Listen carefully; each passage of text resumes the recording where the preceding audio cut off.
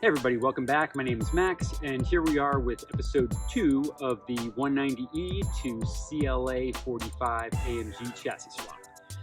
As you recall from the last episode, we cut both cars apart, kept the chassis of the CLA, kept the body of the 190E, and this is where we are now.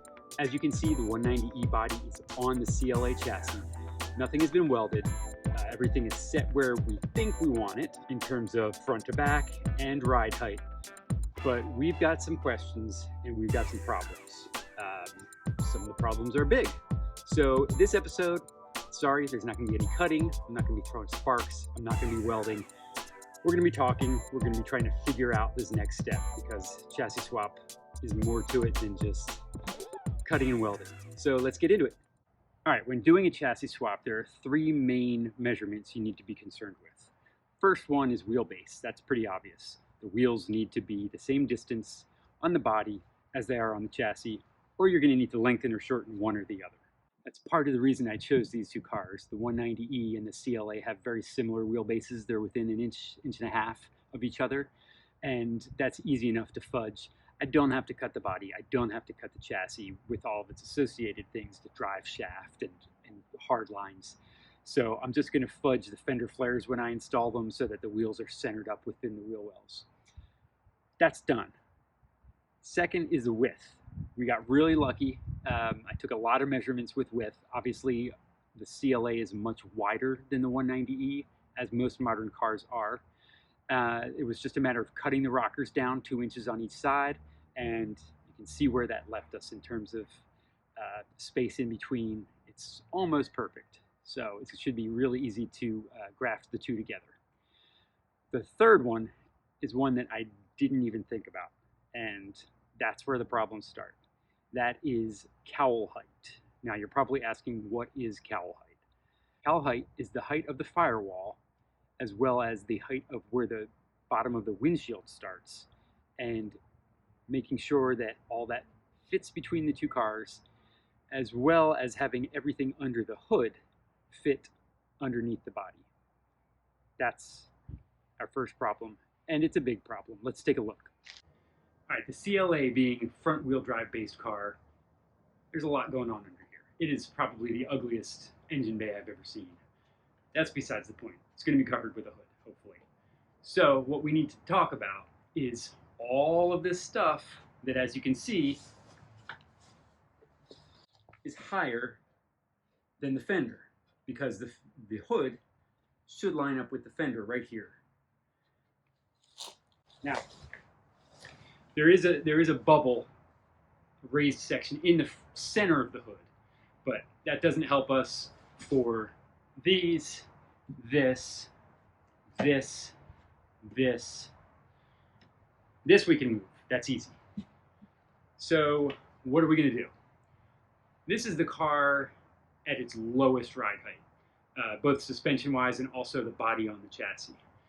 I think I'm going to need to raise the body on the chassis about 1 inch, which I'm not happy about because we worked really hard to get it as low as possible. So if I raise the body 1 inch, hopefully that brings this to right here, and that solves a lot of cutting here. All right, next challenge. Here's the fender lined up on the body. As you can see, it ends here. Side marker light. Headlight will go here. It does go out as it goes towards the center a little bit, but it's going to end about here. So where does that leave us?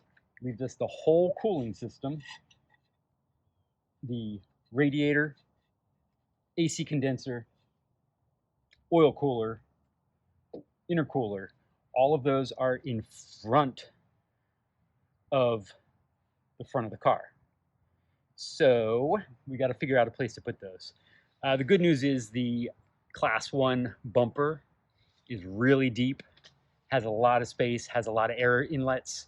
So I'm thinking that we can adjust some things and find the space for them. I don't think I need to put a radiator in the trunk or anything like that drastic. But that'll be a challenge, and we'll just make it all fit. So it looks like we're going to be able to deal with the cowl height issues by moving some things around the hood, fudging some things. It shouldn't be a problem. But I did not realize that cowl height also dictates ride height. And this is the biggest issue of all. Let's take a look. All right, here's a stock fender. Obviously, for a good-looking street car, we would maybe want an inch of wheel gap at most. That's not a problem. But remember, our car is as low as it gets, and when you put the Class 1 fender on, now look at how much space you've got there. So we need to make up for that differential. Let's see what's going on with that.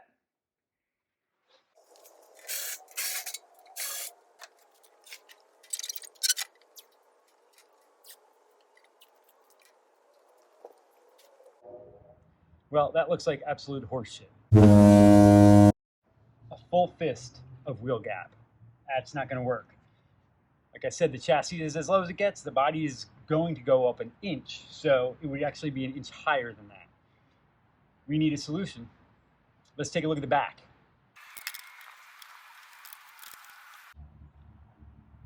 All right, that's also horseshit. 3.5, 4 inches of wheel gap, and we haven't raised the body yet. That's not going to work. So I've thought of a couple of options. I'd love you guys' help on this. Let's take a look.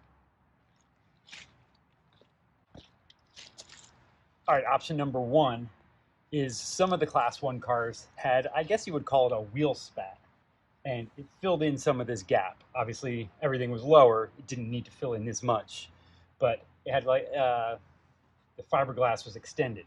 So let's just try doing that with some tape and see how it looks.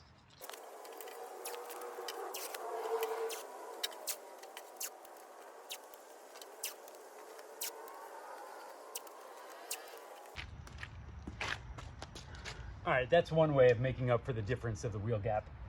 I don't love it. It's an option. I really wanted to use these. Obviously, this is just tape. I wouldn't mind trying it with some black ABS or something that's a little cleaner. But remember, we still have to make up another inch. So this is going to be a big chunk. It's going to probably lose quite a bit of the look.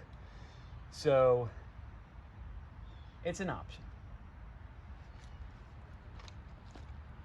Now, to address the rear of the Class 1 kit, I can't lower this. There's all kinds of contours. I'd end up cutting all the fiberglass up. I think it's just easier to start from zero. So let's pull this off.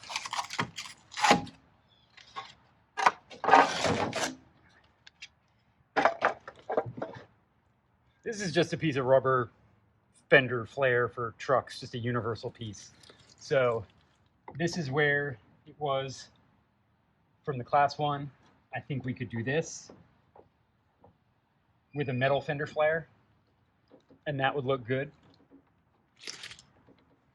Kind of looks like the Evo 1. So we can just take up all that space by bringing something down, but it's going to be custom. So the other options I thought of were to completely scrap the Class 1 body kit and maybe go with the Evo 1 body kit. That's really pretty. It's not as aggressive looking, and it's been done before. Evo 2 is definitely out because you've still got all that wheel gap in the front. Even the factory cars had wheel gap, and it's been done a million times. The other option is something custom.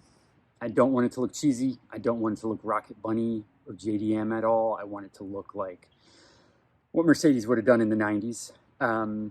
So we're going to work with the Class 1. I have some custom metal fender flares coming from Ulterior Motives that I'm planning on at least trying to test fit. Maybe I can cut them up, do some massaging with them, and see if I can kind of replicate this Class 1 front fender with those.